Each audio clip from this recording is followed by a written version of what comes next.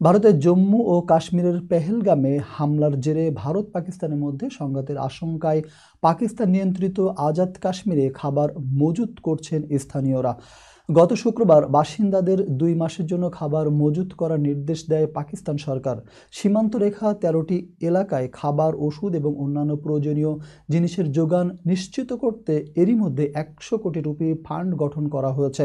বার্তা সংস্থা রয়টার্স বলছে, সম্প্রতি পাকিস্তান শাসিত কাশ্মীরের রাজধানী মুজাফফরাবাদের একটি মিলে ট্রাকে করে বড় বস্তা আটা তুলতে দেখা যায় শ্রমিকদের, কারণ 2 মাসের জন্য খাবার মজুত করার নির্দেশ দিয়েছে স্থানীয় সরকার।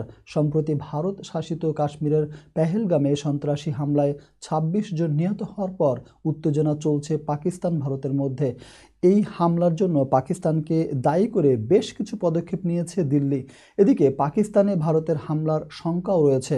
এর মধ্যে সীমান্তে স্থানীয়দের জন্য এমন নির্দেশ দিল পাকিস্তান সরকার। গোলাবর্ষণের ঝুঁকিপূর্ণ এলাকায় খাদ্য সরবরাহের ঘাটতি এড়াতেই এই পরিকল্পনা বলে জানিয়েছেন পাকিস্তান শাসিত কাশ্মীরের খাদ্যমন্ত্রী আকবর ইব্রাহিম।